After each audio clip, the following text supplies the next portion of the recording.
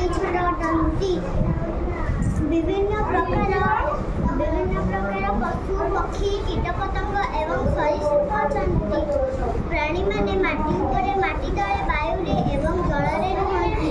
ପ୍ରାଣୀମାନେ ବଞ୍ଚିବା ପାଇଁ ଖାଦ୍ୟ, ଜଳ, ବାୟୁ ଓ ବାସସ୍ଥାନ ଦରକାର। କେତେକ ପ୍ରାଣୀ ଗୁମ୍ଫାରେ, କେତେକ ପ୍ରାଣୀ ଗଛ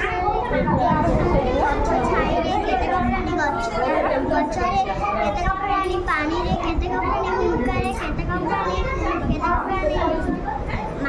ମାଟି ଭିତରେ, କେତେକ ପ୍ରାଣୀ ଗାତରେ, କେତେକ ପ୍ରାଣୀ ଘର କୋଣରେ ରୁହନ୍ତି। ଆଉ କେତେକ ପ୍ରାଣୀଙ୍କୁ ଆମେ ଘରେ ପାଇଥାଉ, ତାଙ୍କୁ ଗୃହପାଳିତ ପ୍ରାଣୀ କୁହାଯାଏ। ଯଥା